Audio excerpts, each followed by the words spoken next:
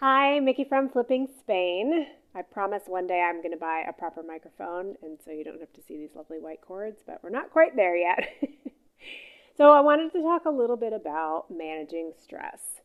I may look calm and cool and collected all the time, and I am very excited about moving to Spain and starting a new real estate business. However, moving is stressful. Moving overseas is more stressful. And moving overseas to start a new business in a language that you don't speak very well is just like off the charts. And I know this because I've done most of it before. I've moved overseas a number of times. I've lived in countries where it's not my native language and I didn't have very good language skills. So I'm anticipating a lot of that, which is definitely building up my stress levels. And I just wanted to share a few ways that I use to manage my stress. Not because I'm going to be telling you anything revolutionary or new that you didn't know before, but just to remind you that, you know what, I'm just a regular person like you, and if I can do this, so can you. The first thing that I use is daily meditation.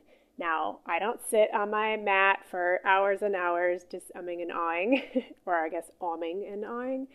But I do try to meditate every day. And I started this during lockdown actually because I found that on my daily walks, which were supposed to be relaxing me and helping me through the situation, I was just getting angry at people, like really, really angry.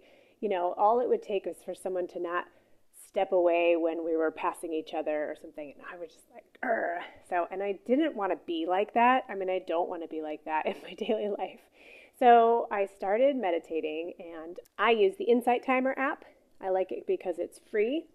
You can use a timer with background sounds, or you can find guided meditations where you can search by topic, or you can search by length of time. I tend to do mine in the morning when I first wake up. You know, we all reach for our phones first thing. So instead of checking my messages, I open the app, have it on my home screen so I don't forget, even though I'm not perfect, and I do sometimes look at my messages first.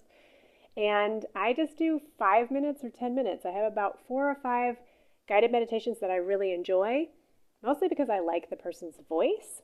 And I just lay there in my bed, and that time where you normally would be waking up, I'm using that to get my meditation done. And I do really find that having done this for several years now, that it has made a big difference for me.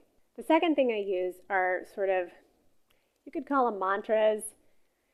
I know, having gone through a 12-step program, that everyone has a morning prayer.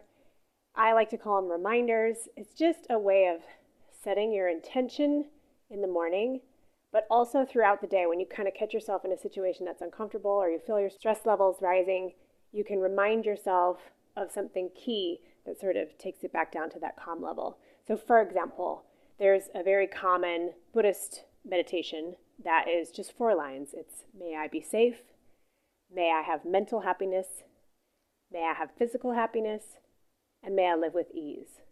And that's something you can sort of just repeat to yourself as you're going for a walk, or if you just take a minute away. You can keep it really simple too. It doesn't have to be that long.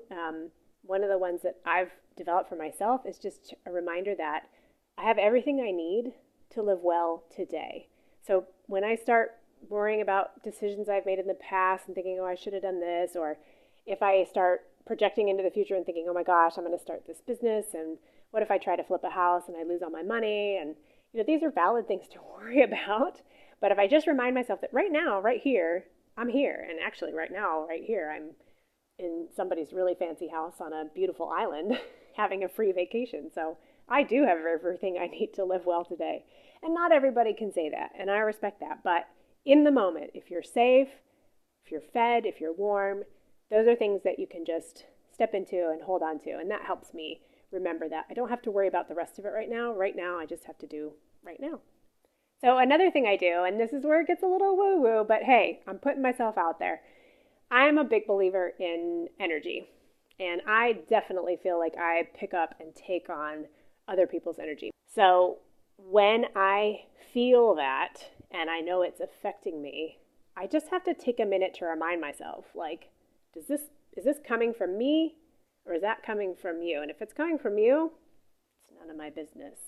Sure, the way people treat us and the way people interact with us can impact us. It charges our feelings, it brings up emotions, it brings up gut reactions that we are trying to change, especially when you're around family. But we have a choice in that moment to say, I'm just going to step back. Like, I know I'm going to react badly if I respond.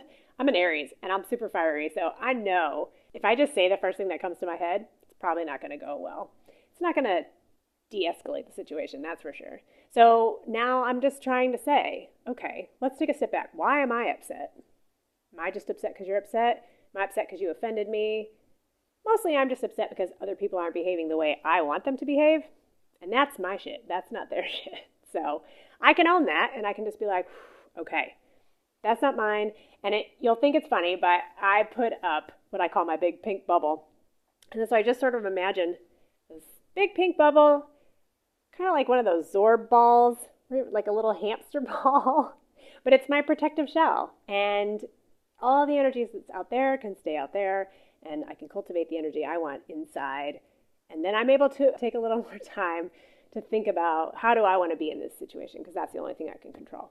Now, I do have some non-woo-woo, just really fun things. I am a huge fan of ASMR and ambient videos on YouTube. Again, this is a thing I discovered during lockdown. I was staying home so much and I really love to go to the coffee shop to read my book. So I started putting on coffee shop ambience. I had no idea. I'm not that techie, you may have noticed. So I didn't know these things existed. But as you can see, now I will leave on like waves or cafe ambiance or little cabins with snowstorms outside all day long at home. And that just really elevates my mood and helps me feel more peaceful because I'm just creating the environment that I want around me. Because I'm definitely noise sensitive. Like, I'll walk out of a cafe if the music isn't right. And don't even get me started on leaf blowers. And these videos, no leaf blowers. I'm sure there are videos of leaf blowers for those of you who enjoy them, but that's not for me. And then the last thing that I try to do is take walks outside in nature. There is nothing like a walk on a beach or a walk in the woods. And I have to remind myself, because sometimes we get so busy and I just get lazy and I just think, oh, I don't want to. But as soon as I do, I can just breathe more. And there's usually an option. I mean, here in New Zealand, I'm so spoiled. Like, there is nature on your doorstep everywhere, and it's really beautiful, and it's quite often peaceful, even if it's right next to the city.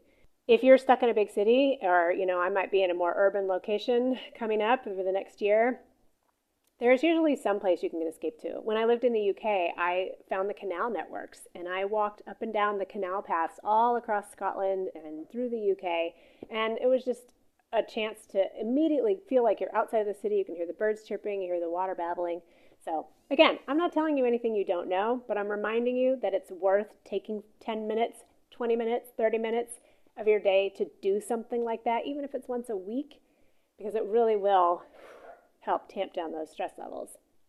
So trust me, I'm going to need all the help I can get when I start dealing with bureaucracy in a foreign language, along with construction delays and unexpected costs. Plus, on top of that, I'm actually supposed to be doing a job where I'm the language assistant. So I'm already starting to feel a bit stressed about my commute and what's it going to be like. And it's just so many new things happening at once. But I know that I have these tools in my pocket and they've really helped me, and I hope they really help you. So thanks for listening. See you in the next video.